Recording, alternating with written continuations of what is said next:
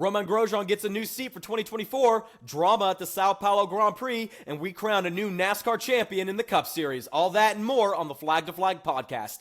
How is it that some weeks it takes me 12 different tries to do the intro?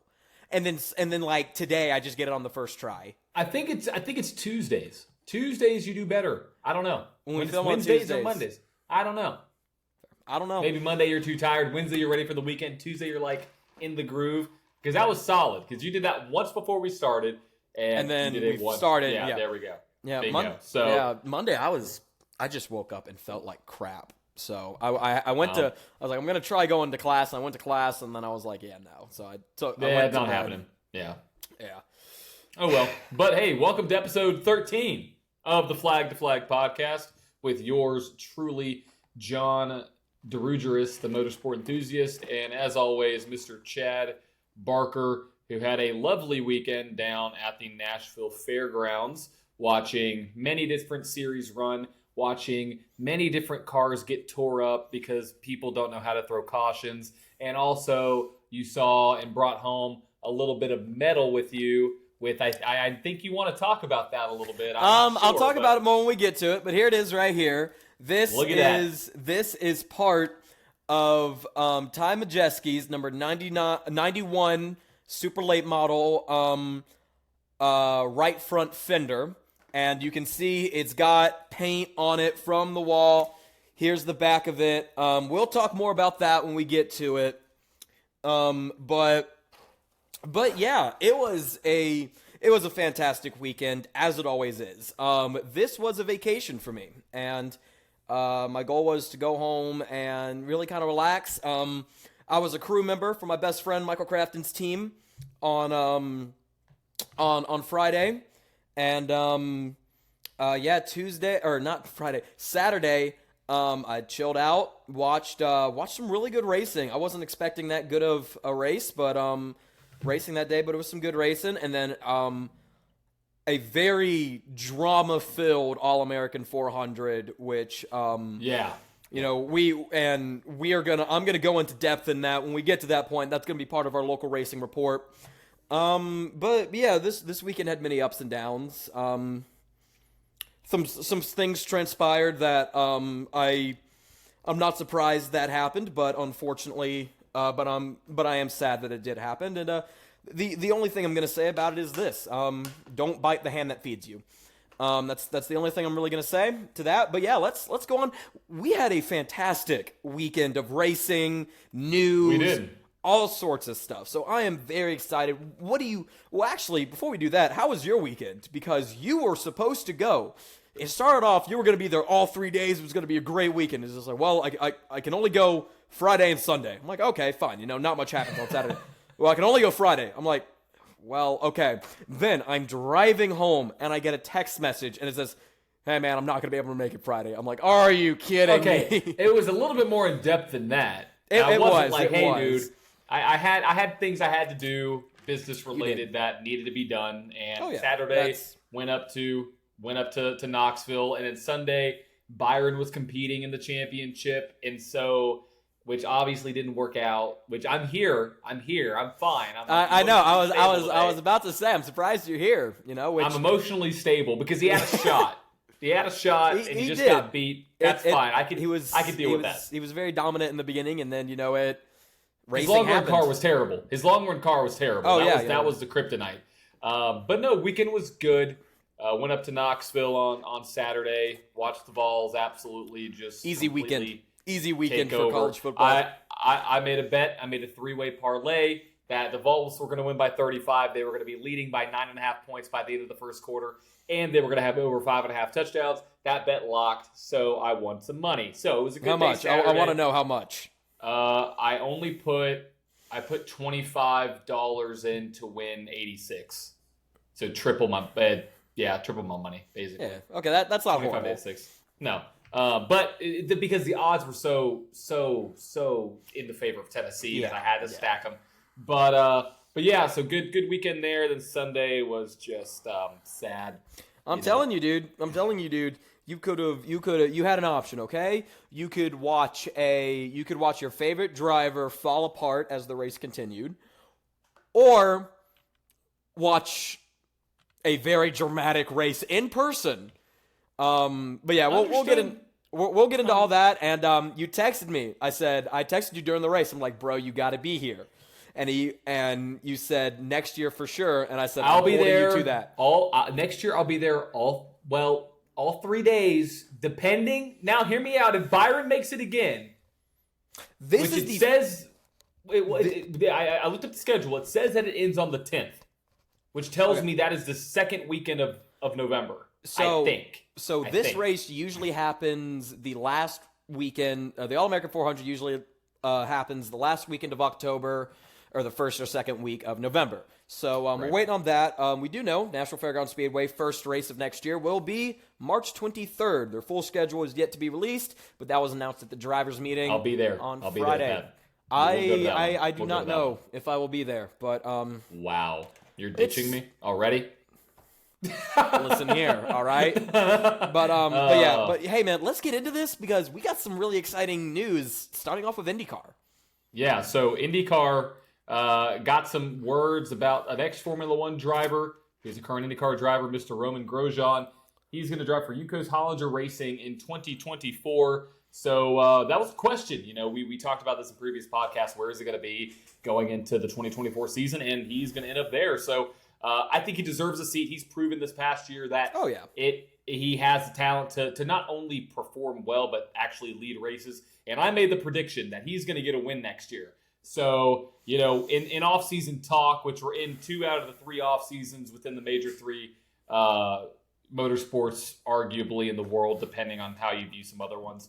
I mean, we have, you know, a couple months until we see some IndyCar action. But I think it's a good move. I think he deserves a spot. I think it's a good program for him. I think he's really going to find his groove, and he's getting, you know, every year, going from an IndyCar to a Formula One car, there's that learning curve. But I think this upcoming year, I think he'll win one. I don't know which one it's going to be, but I think he'll win a race. You know, I agree with that. You know, I really hope to see. There is a little bit of a downside that I see to this, and it's the really successful drivers that you see are the ones that are with teams for long periods of time. And this whole musical chairs thing that might not be of any fault of his own. You know, he might just be signing these 1-year contracts. But if you really want to make it forward, especially in a series like IndyCar, where you really kind of have to have a connection and with the team, with the crew chief, with all of that, you got to stay in the seat for long periods of time. And so, so it's going to be interesting. I hope we hear some noise from him next year. But yeah, I feel like that's kind of the big stuff that we've got for IndyCar. Yep. As news comes out, you know, we'll, of course, always be updating you as the year progresses. Now onto Formula One. So Formula One had 4 racing series there. Formula One, of course, and then they had the F4 Brazilian Championship. Then they had the then they have the Porsche GT3 Cup, and then the Porsche Carrera Cup. And as is with all Porsche's racing series, their websites are impossible to navigate. And I struggled to find the results for that. But congratulations to the winners of those 2 divisions. Go ahead and try. I can see you right now trying. Go ahead and try. Try to find it. Try to find it. You know, it is something. But the F4 Brazilian Championship had their second to last round at Sao Paulo. And they had 3 races there. The first race, Alvario Cho came home third.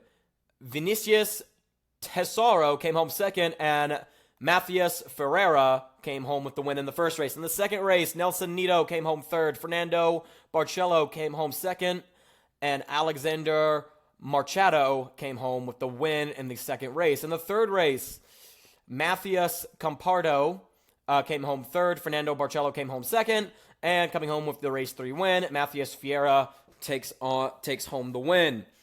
Any luck? No, well, I found the Deluxe Carrera Cup, which did not race in Brazil. So it's obviously there's multiple different. There's some series that it's really easy to find. Yeah. And there's others where it's just like you have to go digging, and I'm like, I really don't want to do that. But yeah. Yep, exactly. But let's get into the sprint race. Let's kind of knock that out real quick. I mean, I'm gonna be honest. not that interesting.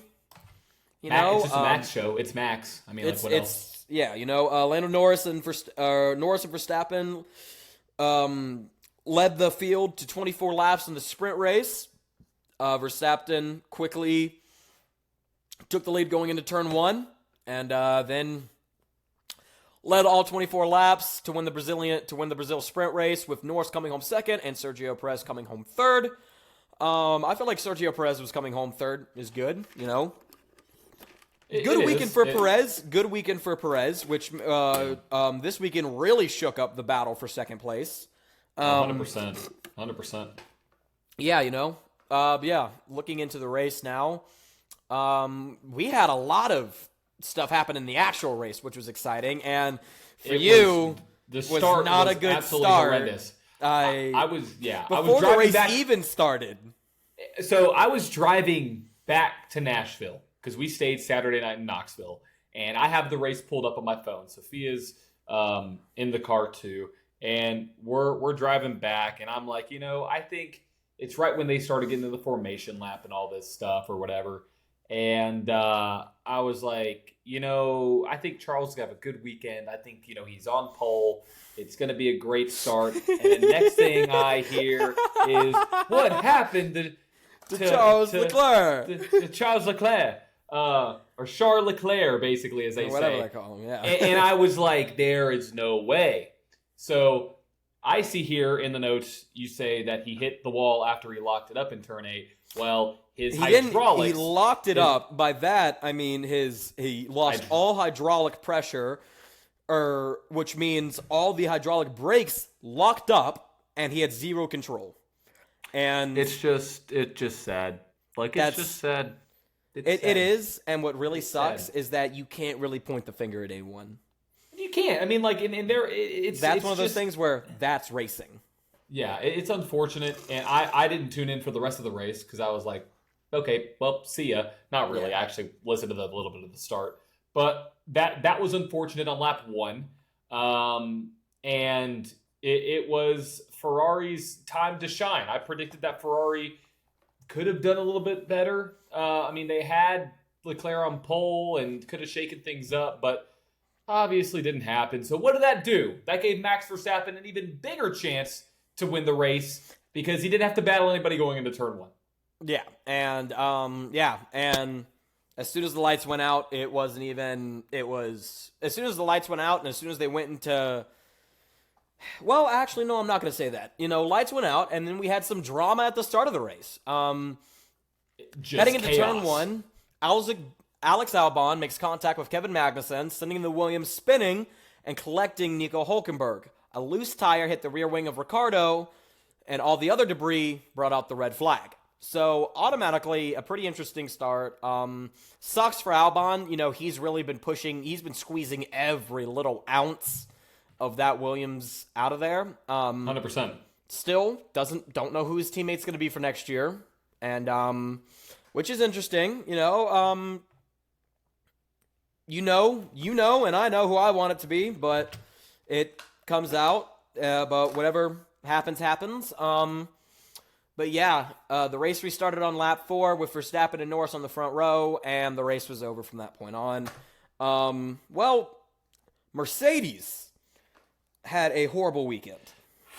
I don't know if you saw what Toto said. He said that we did not even deserve to even have it. He said it was awful. And after here the it race, says it was the worst Grand Prix they had in a long time. I don't know what good, happened. Which means I don't know what happened. I mean, that's good because they're finally starting to forget about Abu Dhabi 2021. Thank God. All right, so we can move on from that. Well, they may.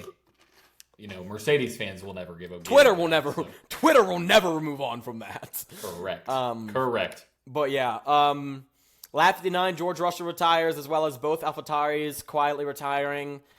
And as it just went on, Hamilton just continued to fade out, which sucked. Max Verstappen wins the Sao Paulo Grand Prix, followed by Lando Norris, and after an intense battle on the last lap, Fernando Alonso finishes third over Sergio Perez. Oh, what a battle! By what a battle! 0.053 seconds. Yeah, So I mean that was a great battle. 5/100ths of a second. But I saw something very interesting, and they time these cars by the center of their front wheels.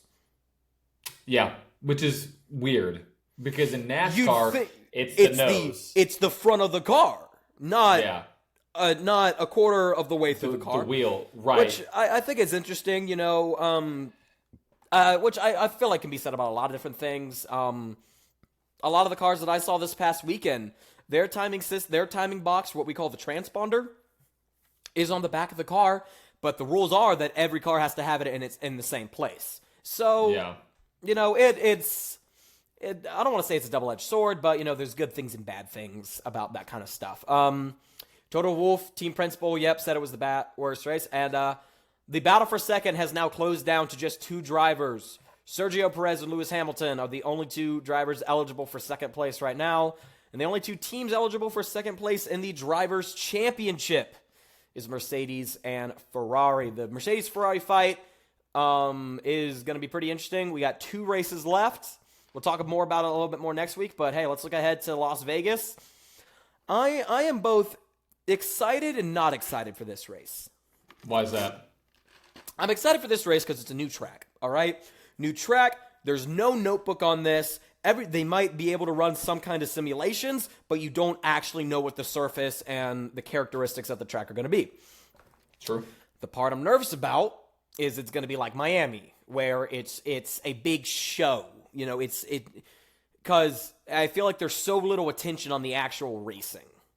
You know, and who knows, and it's Las Vegas. They're going to make it all extravagant and everything, but who knows? It might actually end up being a great race. You never really know. Yeah, well, there's a lot of people that are upset with F1. There's a lot of people that are upset with Vegas. I just discovered this today about what they're doing around Vegas and how they're taking out some specific things. They're removing trees. They're removing some water from some different areas to put in grandstands. And basically people are claiming like, oh, they're ruining Las Vegas for a 2-day event. And this is going to ruin Las Vegas. They're putting up pedestrian bridges with screens on each side so you can't see through because they're claiming that they are trying to protect the fans from things. That's an actual thing, though. When they're really trying to just obstruct the view of the race so people can't see, and they're putting up grandstands, which I don't even know about. They're putting up grandstands where you can't actually see the racing surface. I don't know about that one. But there's a page. I'm kind of calling them out, but I'm not calling them out. That when in this whole spiel about how Formula One is ruining Las Vegas, when you have to remember, how did Formula One get to Vegas? Vegas paid Formula One, saying, hey, we want you to come here. Vegas said we want this. Like, we want it. And so what can we do? Okay, trees are gone. Guess what? Trees can be replanted. Water's gone. Guess what? Water can be put back in. This is not permanent, people. It's not permanent. It's a race. It is. You're not ruining a city for 2 days in perpetuity. I can kind of side a little bit with them because I'm gonna take right here on my hat the Music City Grand Prix, for example. The first year of the Music City Grand Prix, the bridge that they drive over, the first year I was working where my everyday commute was over that bridge. I would drive that bridge every single day, and for a short period of time, I would have to take it wasn't a horrible, then again, I've grown up around Nashville. I know a few of the back roads and everything. So I was able to find my way there with, no real repercussion, but but I can understand because there's going to be some businesses that are affected by this because the road that is right outside of their business is being blocked off. So I can understand where a little bit of this is coming from, but at the same time, you give and take. All right? You know how much money this is going to bring into Vegas? Not as much as they spent, but yes, a lot of money. Exactly, for people who may not have gone to Vegas. That's exactly. I mean, I'm gonna be honest. I've gone to Indianapolis when I went to the Indy 500. I've been to downtown Indianapolis before. Beautiful place. Oh, I love it. Lots Yeah. of history there. When I went this past time, I didn't even go. I went specifically for the race. Right. Right. And but yeah, there's two sides to this, and I can see where each side is upset. I can see where each side is happy. So that's my thoughts on it. But yeah, I'm predicting. I'm gonna predict we see something out of Lewis Hamilton. Me too. Me too. I agree. If they figure out, if Mercedes figures out its crap. Right. I think this is a race where the level of the field of play is much more at a level surface versus others because they, like you said before, they don't have any experience. Yes, there is a sim. Yes, they can get behind this, but they don't know what the track's going to be like. They don't know what that surface is going to be like. They don't know how these cars are going to handle. Compared to somewhere like Sao Paulo, where they have a massive notebook on that track, how certain climates, how everything affects the cars and everything. Where to Vegas, where it is a very dry atmosphere, all right? I was there for one day a few weeks ago, and I came back and my laps were chapped as can be, all right? And so, yeah, there's a lot of things that they're going to have to take into account, and there's a lot of things that they might not take into account, like we saw earlier, like we saw a few weeks ago at Qatar. No one was expecting the heat. Right.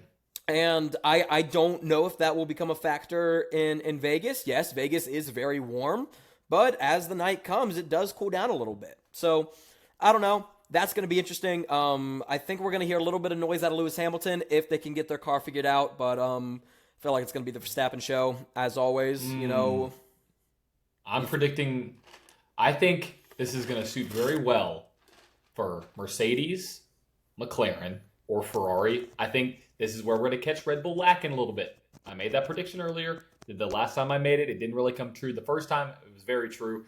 But looking at what happened with Leclerc, he's going to want to get back. He's going to want to come back and with the vengeance. He's on a team where now, obviously, with the new just people involved in the organization, I think they're, going to be able to make a statement. I think Lando Norris has a great chance to show what he's got. If Mercedes can fix their issues from this past weekend, I'd put 100% Lewis Hamilton could win this race. Absolutely. Really? But that stock is down quite a bit because of what happened. I didn't expect them to have the weekend that they did. So I expected at least a podium, but they didn't have it. I'm going to say this. A podium, maybe, from Mercedes, from Hamilton. Not seeing a win. Man, I'm not seeing a win. I want to see him win. I mean, yeah, it'd be cool to see him win. It would be cool to see him win. I'm not going to say I'm not going to be happy if I don't see Lewis Hamilton win. I think it would be really cool to see Lewis Hamilton win. I think it'll shake up the points a bunch. But this week has potential to really make this final race at Abu Dhabi interesting. And then we don't know what we're going to talk about for the next 3 months. But exactly, we'll just that's when everybody that's listening comes in. You send us topics, we'll talk about them. Yes, talk about stuff. Exactly. One of the things that we are going to talk about, which I will get as soon as we are done talking about our next segment, a race I'm very excited for, the Snowball Derby. I was about to say one of, if not the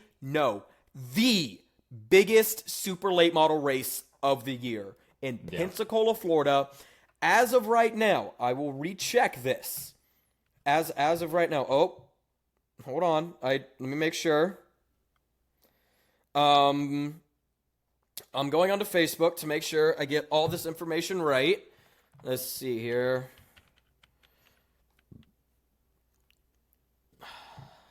Where is it? So, all right. Well, I can't find the exact stuff. Oh. Where's the other one? Well, I can find this. As of right now, for the super late model race, this race happens on December 3rd. As of November 7th, there are 46 cars entered. Wow. Oh, get ready for this. For the Pro Late Model Snowflake 100 that happens on the day before, on December 2nd, as of November 11th, 54 cars entered. You said November 11th. It's November 7th. It is November. My brother's birthday is November 11th, so I'm like, I'm trying to think of something I need to get him for his birthday. So I've had November 11th on my mind for the past little bit. But yeah, 50. Wow. 54 cars. So that, in my opinion, is absolutely insane. Obviously, they're not going to put 54 cars on the half mile track. That is just imagine Pensacola. Just imagine that'd be insane. But even the heat races and everything leading up to this, it's amazing. If you're in the Pensacola, Florida area, go try and see it. There are so many amazing storylines that come out of this race. Last year, one of the pure stock or sportsman cars, all right, on the way to the track, the car was on an open trailer. One of the straps on the trailer broke off. The car rolled off the trailer, rolled onto the sidewalk, broke through a fence, and landed into a hotel pool. The very next day, after a very long night, that car finished third. No way. The Snowball Derby produces some of the best storylines you've ever seen. I will show you later. Oh, you have. way. I remember looking at this stuff and following it. It was hilarious and amazing at the same time.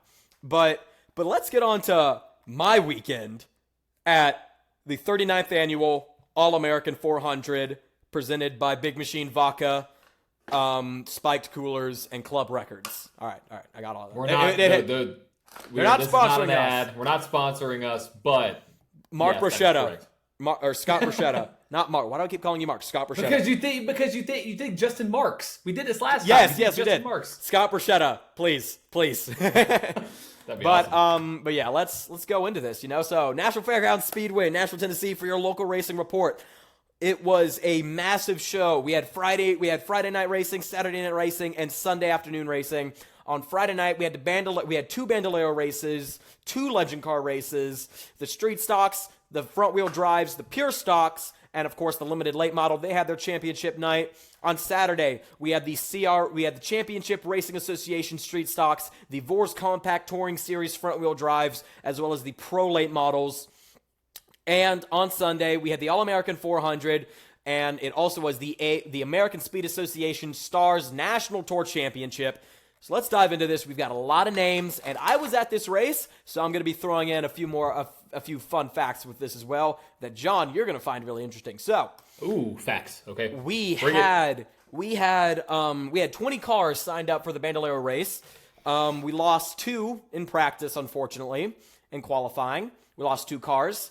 But yeah, they split the cars up into 2 groups. They had their top 8 cars and then their bottom 10 cars. So yeah, in the top 8, we had third place, number 55, Landon Thrasher.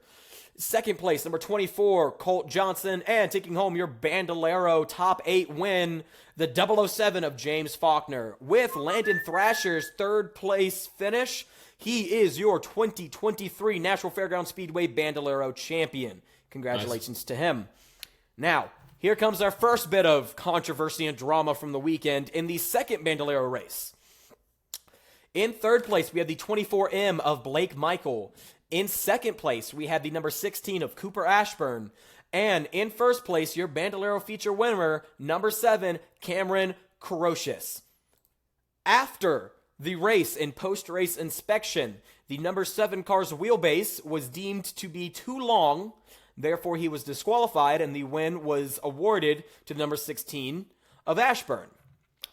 Then, they rechecked the number 7's car, found out that they made a mistake, and gave the win back to the number 7. How? Okay. How do you do that, though? I don't know. This whole weekend was a mess.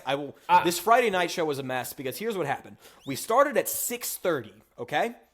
Right. We had to get 1, 2, 3, 4, 5, 6, 7, 8 races done by 9 o'clock. That's a lot of racing. Yeah. But going back to the wheelbase, isn't that just a measurement? So they have this piece of metal that they put up against it, and on one end there's another piece that slides back and forth. And as long as you're within that range that it slides back and forth, you're legal. Now, I believe that his right side was too long, which would help him. Which, if it was, then again it was rechecked, and there wasn't. But with a longer wheelbase on the right side, helps you get around the corners. Same with a shorter base on a wheelbase on the left side. Helps you get around the corner. I'm just thinking, if it's a measurement thing, numbers don't change. The 65 inches is going to be 65 inches. I don't. There is, so they run off of the INX rulebook, and the rulebook says that if a car fails post-race inspection due to a broken part, and that part may be replaced, and that part only, if the car can be re-teched. Now, I don't know. I wasn't there at tech inspection. All right? Because as soon as that race was over, I had to go back to the trailer and help get our cars ready for our race. So, very interesting to see there. But yeah, congratulations to Cameron Carocious on his, I will also say, one of his very first ever Bandolero starts. Oh, nice. So congratulations to him. But yeah, heading over to the street stocks now. Number 67, Jeff Belt comes home third. In second place, number 30, Ken Crabtree, and taking home the street stock win. Number 5, Dean Travis. Your champion for the street stock division this year at National Fairgrounds Speedway is Michael Neidert. Congratulations to him. Now, in the front-wheel drive division, or as they call it, the front-runner division at the National Fairgrounds Speedway, third place, number 31, Ray Gann.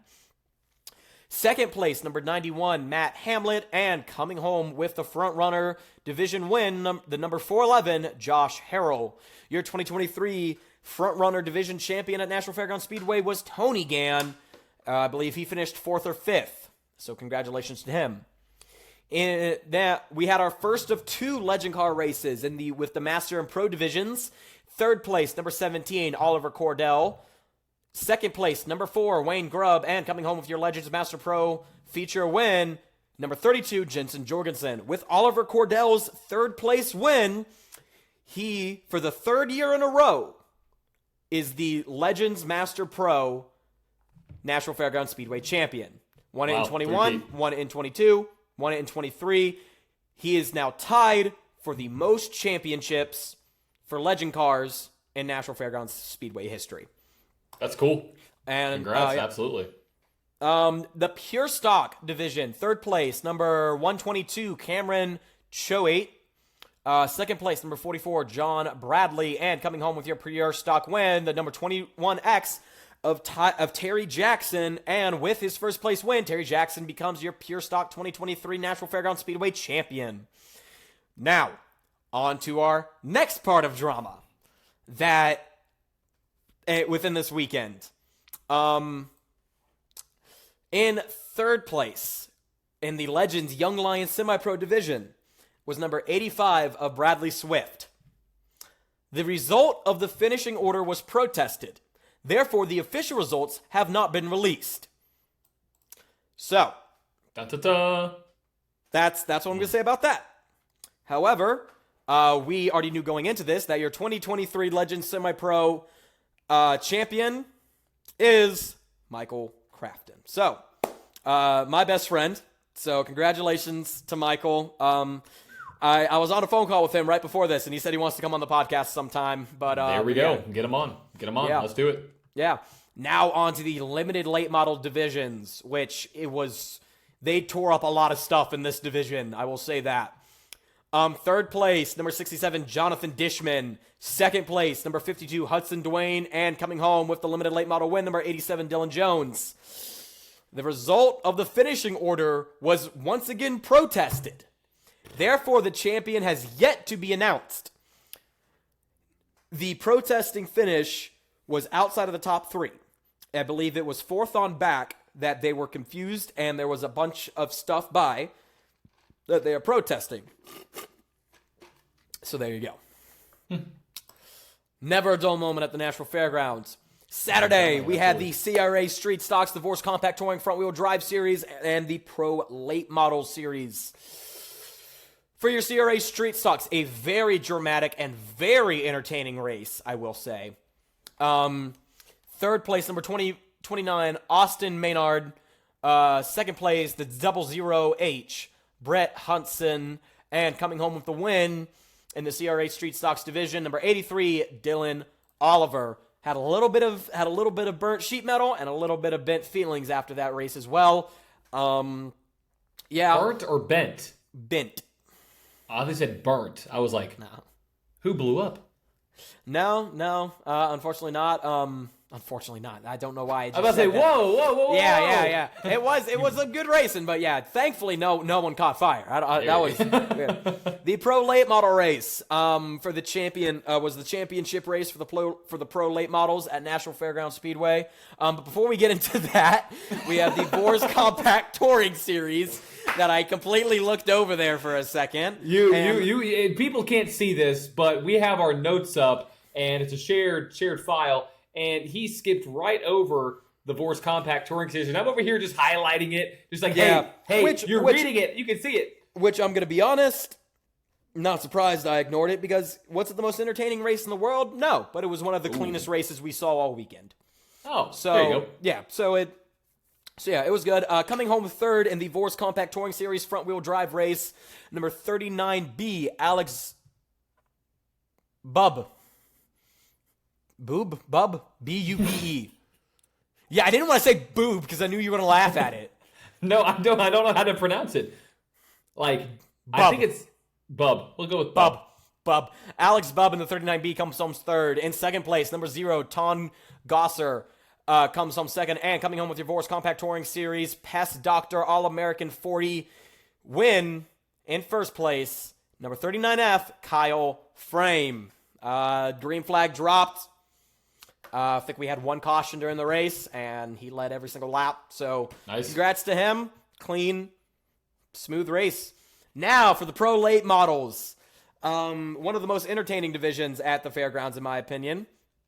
Third place, number 112, Augie Grill. Second place, number 7, Jackson Boone. And coming home with your Pro Late Model win and the championship by 1 point, number 89, wow. Dylan Feccio.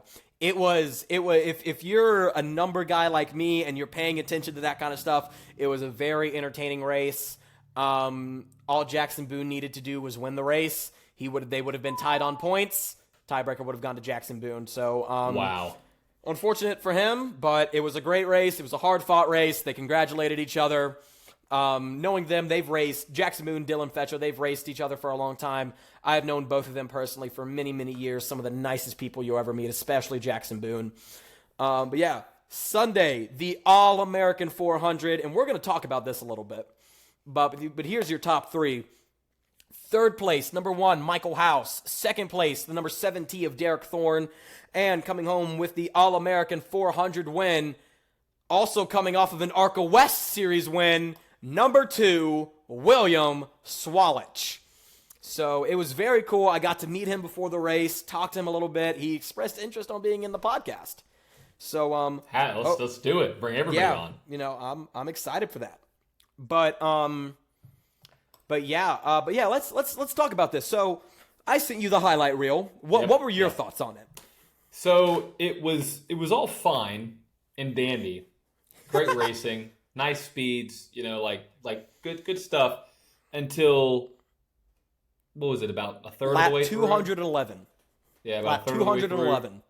Of the way through. It just looked like Daytona in the Cup Series when everybody got sent up to the wall. And it's just chaos. Before we get into that, going into the race, Ty Majeski had an 8-point lead over Cole Butcher. And Cole Butcher started second in this race. And at National Fairgrounds, the outside line is a really good line to have. You can make both lines work at National Fairgrounds. That's what I love about that track. It is a driver's track. It is a racing track. All right? You can race on the bottom, you can race on the top, but at the same time, you got to take care of your equipment. It's a 300-lap race. But yeah, Cole Butcher was out to an early lead, and then all of a sudden, he had a tire go down, which didn't end his championship hopes, but it definitely made it a little bit less obtainable. Right. So yeah, the race goes on. Matt Craig took the lead. He held the lead for a very, very, very long time. It was some great racing. Jackson Boone, who we talked about earlier, also raced in this race. He Got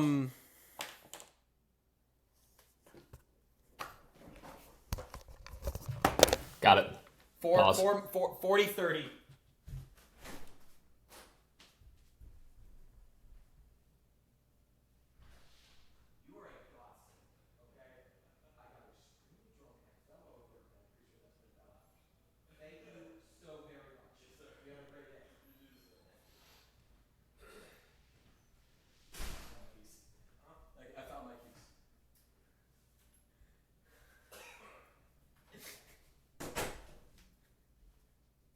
So they are here. Finally. Worth it. All right. All right. We Was it though? I saw the other guy for the first time today, and I just kind of looked at him. I was just like, and he saw me, and we didn't say anything. We just kept walking. We just kept walking. That's what you do. Yeah, you don't really say much in that situation. Okay, 41, 40. Right. Sorry about that. I had a knock at my door. I had something delivered to me, so back onto it. So, Matt Craig had a very early lead. Jackson Boone, unfortunately, had an axle brake on him coming to a restart at the start of stage 2. Which really sucked because I'm a huge Jackson Boone fan. I've known him my entire racing career, so that did suck for him. And then we went racing, and then we had another caution. And now we're looking at about lap 200 when the caution came out. We go back green on lap 211. On the start, one of the cars does not go, and Cole Butcher ran into the back of him, destroying his radiator, spilling water all over the racetrack. The caution was not called until the cars were entering turn 1 on lap 100 or on lap 212. I am not exaggerating when I say half the field slid up into the turn 1 wall. Yeah. You'll see it right here. It's going to be played with this clip on social. So if you haven't watched it, go check it out. It was one of those things where it's insane. That was $1 million, about $1 million worth of damage, and it was no one's fault except the race director, who all he had to do was push a button that turned the yellow lights on around the track. Yeah. Right. I mean, granted, they probably didn't see it. I was in turn 4 and I saw it. Okay, I'm trying to No, I was in turn 3. I was on the completely opposite end of the racetrack and I saw it. You saw the fluid? I saw the smoke, and then I saw Cole Butcher with a busted radiator. Well, now you win some, you wreck some.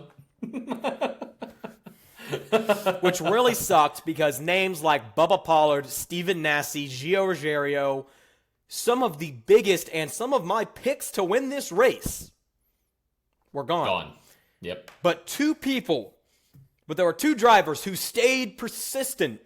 And if you follow us on Instagram, you would have seen a lot of this happen, which, if you don't, listen out to the end of the episode for all of that, because here's the thing.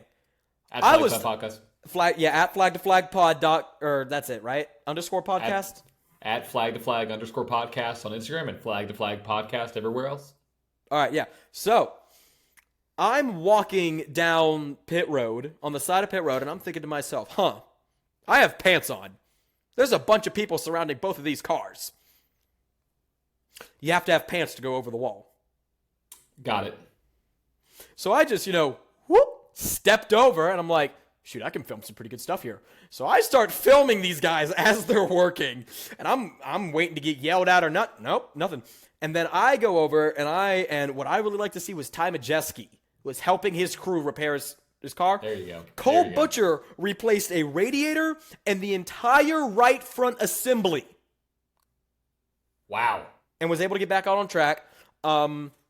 I think Ty Majeski only had to replace his right front assembly. And they tried to tape up the fender of the car.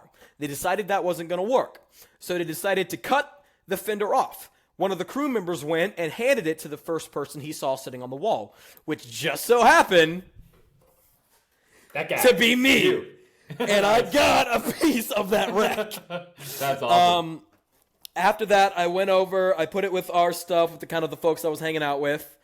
And after the race, luckily, he was in a much better mood because after the race, Ty Majeski, like I said, ended up winning the ASA Stars National Tour 2023 inaugural season championship. And I got to have him sign it right here. But nice. I'm going to be honest, I love this stuff more than any other thing, because this right here, if you're watching on Spotify or YouTube, this piece of fiberglass that I am holding up, it is authentic. It was pulled straight off the race car into my hands. You can see right here the red, the torn up, the busted parts. This tells a story. That's what I love about it. Now I got to figure out somewhere to hang it up in here. Yeah, you got to put it on the wall, 100%. I got to put it on the wall. I don't know how because it's a bit of a weird shape. But yeah, it was at that point that I thought that anyone can win this race. Cole Butcher went back out. Unfortunately, it didn't go his way. He had to pull off. All Ty Majeski had to do was finish the race, which he did. He was the champion. William Sawalich, who we are hoping to have on this podcast here soon. Let's do it. I'm out of my drink. Yeah. So, won the race. So, very exciting.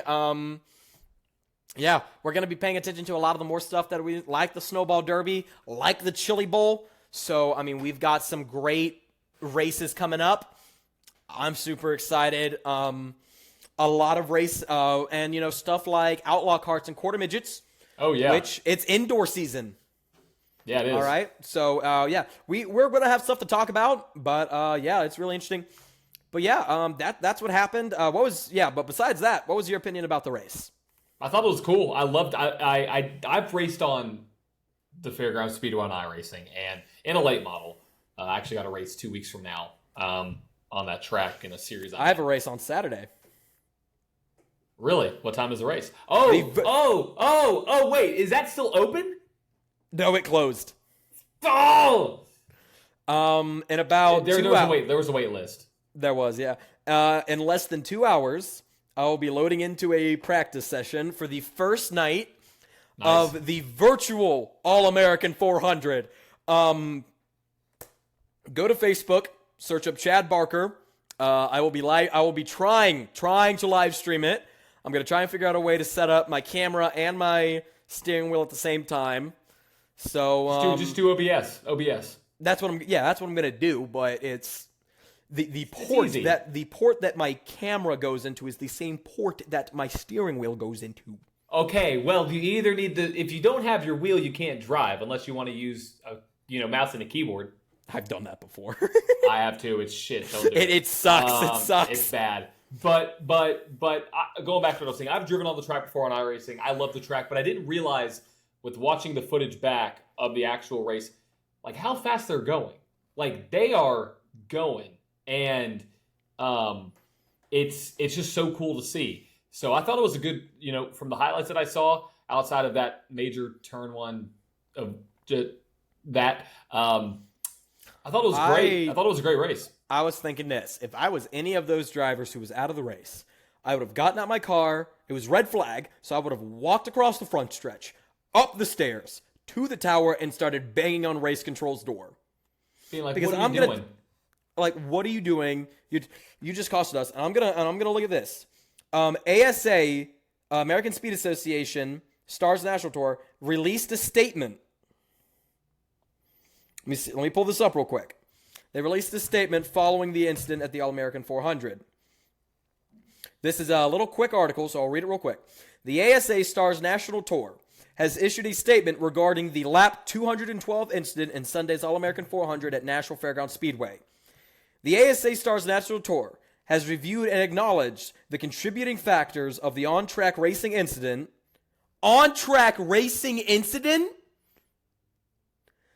On lap 212 restart of Sunday's All-American 400 at Nashville Fairgrounds Speedway, reads the statement. ASA Stars National Tour strives to maintain the highest standard in short-track pavement racing. The situation, circumstances, and results were not of the high standards we strive for. With this, we're reviewing all our procedures in an effort to maintain continuous improvement. Yep. Yep. I mean, typical statement you would think they would say. So one of the most vocal drivers went on Twitter. Nasty Stephen Nassy said, so who do we get to fine and suspend from race control today for absolutely destroying all our race cars and putting all us drivers in danger at Race with Stars, being the ASA Stars? Has a point. He has a point. That is a bunch of money. Like, there are times where you can, like at Nashville, exiting turn 2, you can get a little hot coming out of there. You can tap the wall. In real life, you can say, I got a little hot. My fault. You can't say that. You blame race director's fault. All right? Yeah. And let me tell you right now, ASA is not going to pay close to, if not $1 million, for the damages of all of those race cars who need to be up and running in less than a month if they want to compete in the biggest super late model event of the year, being... Which, as the weeks progress, I will keep updating you on the driver counts, because this is huge. I'm debating on going or not. It's a bit of a money thing, but yeah, I'm off of a college budget right now. But yeah, true. But yeah, but let's get into NASCAR. Yeah, ARCA and trucks, and then we'll talk about the Cup Series. Go ahead. And start Xfinity. with ARCA. Oh, that's true. That's true. Yeah. So ARCA West had their championship race at Phoenix. Sean Higueroni came home third. In second place, we had Dean Thompson, and coming home with the win, William Swalich. ARCA West crowned their champion, being Sean Higueroni. Congratulations to him. In the Truck Series, the winner of Stage 1, Ty Majeski. Ty Majeski, winner of Stage 1. Winner of Stage 2, Corey Heim and Christian Eckes took home the win. I was going for Carson Hocevar, but I'll tell you right now, did you watch the post-race interview with Ben Rhodes? I have. The press conference. Yes, I have. It's hilarious. It is one of the funniest things. It steps up last year's. I forgot he did win that. He did win it last year, but or 2 years ago. If we've learned anything, it's dinosaurs aren't real. Exactly. What's that one thing? A pit stop. Yeah, and then a host of other things, as well as how to pour beer on your crew chief. Exactly. And where did he get the chain from? Where did the chain come from? I don't know. Did you watch any of the championship races at all? Unfortunately, no. On the way home to Ohio after the All-American 400, I listened into the final. I listened into the last bit of the Cup Series race, but I did not watch. So you don't know what happened between Hocevar and Heim, do you? I heard. I saw Hocevar apologize to Heim for whatever reason. But yeah. Oh boy. Well, since we have just a little bit of time remaining on this podcast, I'm going to say Hocevar messed up bad. Very bad. He 100% wrecked Heim. 100%. Purpose or just overdrove the corner? Overdrove the corner to the point where you thought it was on purpose. I mean, he drove it in there, and then over the radio immediately after he looked mad, he looked upset, but it looked like he was acting. And so I don't know if you knew what happened at the end of the race, but Heim, with 3 to go, put Hocevar into the wall. I mean, Heim was racing 11th. Heim was racing 11th. Hocevar was basically, I don't remember specifically the position, but at that point in time, Rhodes and, oh my gosh, who was the other contender? Not Christian Eckes. Grant Enfinger were battling.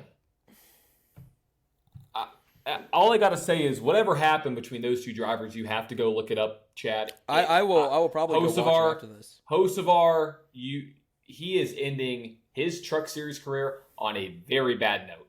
Very bad note. And it was when I saw that, I was like, wow, you just dumped a contender and took yourself out of the race too. So yeah, you got to watch it. You got to watch it. Either way, though. Yeah. It was a good race. Yeah, Xfinity race. A fun fact: this was the only way. This was the race. The only race. This was the only race in the weekend where the champion won the race. Yeah, that's true. Which is interesting. Yeah. So for the Xfinity Series, Stage 1 went to John Hunter Nemechek. Stage 2 and the win went to Cole Custer, making Cole Custer a 2023 NASCAR Xfinity Series champion, and in my opinion, more than deserving of a Cup Series ride. Oh, absolutely. And the thing is, it was probably the best race of the weekend, I'd say. I watched the end of that one too. That was exciting. Battles all over the place. You had all Championship 4 drivers up there at the front at the end. It was my favorite race of the weekend, and very much Cole Custer deserved that win. For sure in the Xfinity Series. So Ben Rhodes, 2 championships. Now Cole Custer, a championship. I do want to say this, for those who are confused about us saying William Sawalich and Ty Majeski's name at 2 different racing events. These guys caught planes to the race. And what's his name? After the race, or the next morning was when, what's his name? Ty Majeski was supposed to fly out to Nashville to race.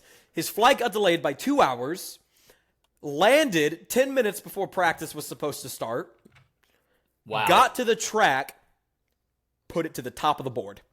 That's crazy. That's wild. He was at the top of the board for a while. Willie Allen came in. He got the top of the board. But yeah, so it was really cool to see. And then William Sawalich came home with the win. So William Sawalich had a great weekend. Oh, 100%. Absolutely. Absolutely. So, let's go into Cup. Let's go through our Cup Series. So, the field was led to green by William Byron and Martin Truex Jr. for 310 laps around Phoenix International Raceway. Kyle Larson started 4th, Christopher Bell started 13th, and Ryan Blaney 15th. A pretty uneventful Stage 1 ended with William Byron winning the stage, Larson coming home 5th, Bell coming home 9th, and Blaney coming home 10th. When Stage 2 started, we had one of our biggest storylines of the weekend, Christopher Bell's brake rotor exploding. Blew up, yeah, which sucks. It does. Like, he had a great year. I mean, he, out of all those guys, I mean, I don't want to see any of those guys have any issues, but if any of them would have had that, I would have been like, oh, because for me, you knew it was going to be a good race between all of them. Yeah, I was just hoping for a good race, and I got one in the end. I got a fantastic race in the end. Yeah, absolutely. I remember listening to it on the radio, which I will say right now, if you ever get the chance to listen to a NASCAR race on the radio, it is amazing. It is one of the coolest things in the world. But yeah, I was driving home listening to that. That happened on lap 111. He hit the wall and he was out. Chris Buescher wins Stage 2, Byron in 4th, Blaney in 6th, and Larson in 7th. With 38 to go, caution comes out. Kyle Busch loses the rear end of his car at the start-finish line, right in the middle of a battle between Ross Chastain and Ryan Blaney. Right. Probably one of the best battles we've seen all season. Oh, without a doubt. And then Ryan Blaney's crew chief goes over and says, hey, we're not racing him. We're racing the dude behind us, all right? So let's try and keep that distance and stop battling and just let Ross Chastain go. Right. After an intense battle for the lead between Chastain and Blaney, and for the championship between Blaney and Larson, Ryan Blaney, the guy who I didn't pick to win, but the guy I wanted to win, wins the 2023 NASCAR Cup Series championship. I was so happy to hear that. I remember texting you after the race, and just, you weren't and I wasn't upset that my favorite team didn't win. I was happy for Blaney. Yeah, 100%. Yes, yeah. I'm not that much of a Penske fan in the NASCAR sense. I'm very much a Penske fan in IndyCar, but in NASCAR, not as much. But I was happy to see that. I was happy to see Ryan Blaney take home the win, celebrating with Chase Elliott. But there were two things that were kind of overshadowed by this. One, Ross Chastain becomes the first driver in the NASCAR Cup Series history to win the playoff championship race and not be a contender for the championship. So, congratulations to him. And one thing that, in my opinion, was very, very, very overshadowed, and I was really sad about, was Kevin Harvick's final race. Oh, yeah. This was hard for me because when I first got into racing, I was the only one in my family who was really into it. My dad and my brother would be watching football downstairs on the good TV, and I'd have to go into my parents' bedroom and watch it on their TV, which wasn't as glamorous. But when my dad finally started getting into racing, he didn't cheer for the same guys I did. He cheered for Kevin Harvick. Yeah. And in my opinion, Kevin Harvick really got my dad into racing, and in a sense really brought me and my dad really close to each other. And I am forever grateful for Kevin Harvick. I got to meet him in February in Florida. One of the nicest guys. I went up, shook his hand, just said, "Hey man, thanks for being out here." It was Winter Nationals for the Legend Cars. He said thanks, asked me if I was racing. We talked about, and we didn't talk about him at all. We talked about, me with kind of my racing stuff, and which, I'm not racing right now, but it was really cool. And I kind of told him my story a little bit, and he said just to keep on pushing. So Kevin Harvick, he is one of my favorite NASCAR drivers, and he means a lot to me because he did a lot for me and my family, for me and my dad. So yeah, absolutely. Sucks that we didn't get the recognition, but one thing I did see was he's happy, Oh yeah. I think he's excited to really focus on Keelan's racing, and Piper as well. She's really starting to get into the go-karting and stuff. Oh yeah. So yeah, I'm excited to hear him in the Fox Sports booth next year. It'll be good. Oh yeah. Did you see any of the pre-race when he was in the car with the radio communications? No, I didn't. Oh, what happened you want there? to cry? You want to cry? I do. Yeah. Go listen to it. Go listen to it after the podcast. You will bawl your eyes out. I will go listen to them. Sophia and I were watching live, and when whatever happened over the radio, we were like, that's all I got to say. I will go watch it after this. Go listen to it and record your reaction. I want to see it live. Do it on the podcast. But everyone has said this, but I want to express it from the Flag to Flag podcast to Kevin Harvick. Thank you, Kevin, for all the memories, everything you've done for our sport. Here's to the next adventure. Exactly. Yeah, exactly. Got new things on the horizon for him. It won't be the last time we'll see him. He'll be in the booth. He's not like he's actually going to be slightly more involved if you think about it, because he'll be in our ears every day. We don't get to hear him talk. Let's look at the season as a whole here. Yeah. What do you think is the year? I feel like this year was incredible. How would you rate it? If you go A to F, A+ to F, what would you say? I just thought you would say like 1 to 10, but okay, you want to go 1 to 10? It doesn't matter. Yeah. Let's go 1 to 10 because A to F. I just took 3 finals today. I don't want to worry about a to F. All right, I've been worrying about that all day.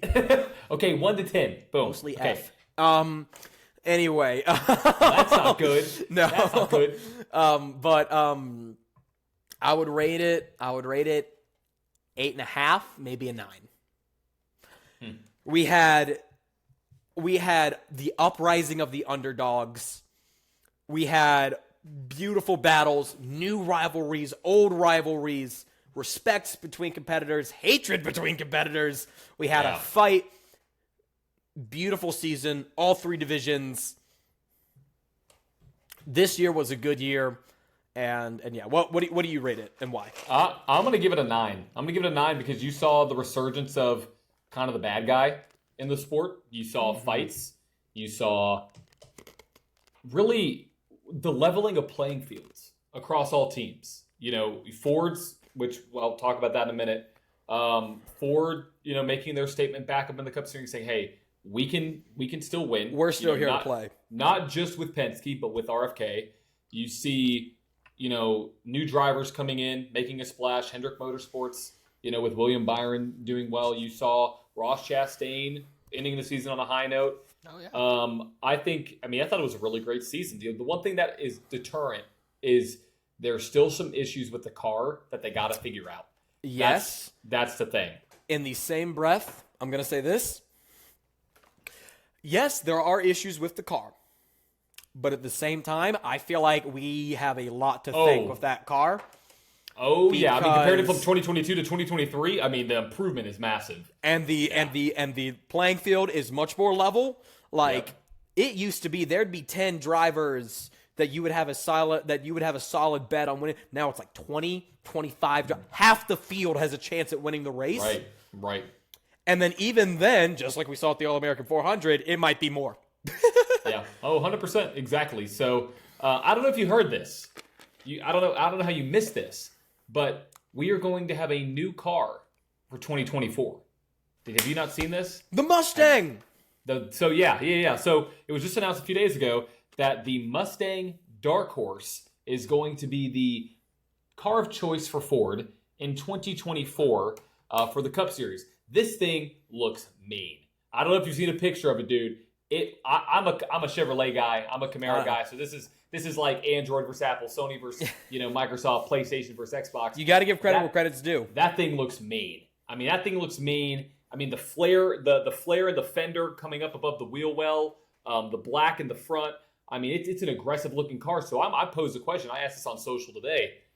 Could we see something out of Chevrolet? Could we see a Camaro that is a slight variation of a ZL1 come through? Do you know what I'm not surprised that we haven't seen? Do you know what I'm surprised we haven't seen yet? A new variation of Toyota. Those cars suck. Yes, we had the Camry.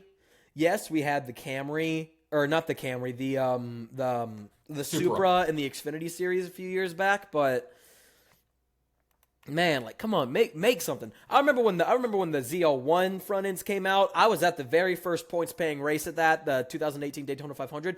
That thing looked so mean. It was 100%, amazing. Yeah. And now, Ford's coming in with this. This is really interesting to see all that, but it doesn't make sense. Let's just be realistic here. You have 2 muscle cars and an everyday driver that is reliable for 200,000 miles. I think it'd be cool to see a Supra in the Cup Series. It kind of makes sense. It goes along with the lines of the higher end. I'm not going to call Mustang and Camaro like a high end car, but it's definitely a step up. I wouldn't put Mustang and Camaro in the same tier as a Camry, would you? No, not really. I don't really know if I'd even put a Supra, because when we look at Mustangs and Camaros, I classify those as muscle cars. I don't 100%. Classify the Supra as a muscle car. I would think that and really, I don't even want to classify it as a pony car. It's not. It's almost kind of in its own category. It's like it's not even exotic. It's almost like when I think Supra, I think JDM, like domestic or Japanese domestic. You know what I'm trying to say? I can't think right now. I actually don't. I have no clue what you're trying to say. Hold on. Let me. JDM, Japanese domestic machining market. Japanese domestic market. I think that's what I think when I think Supra. So I don't know. I just think I love the Dark Horse. I love that they're introducing a new car. Looks mean, and I think that's gonna definitely I think put Ford slightly down. Here's why. They're going to have to relearn everything because it's a new style of car. The aerodynamics are going to be a little bit different. The fender flares are going to redirect the air in a different way. Obviously, they're in manufacturing now, but I think it's, that also opens up the door for innovation. So Bingo. we might see some really cool stuff come out of this, and we might see some teams shit the bed with this. Which that could be the case. Yeah. Well, yeah. This was a fantastic episode. I'm very happy with it. I think one of our best episodes yet. Yeah, we covered a lot of stuff. And in a decent amount of time. I know, in an hour and 10 minutes. So if you've tuned in this long, we thank you very much.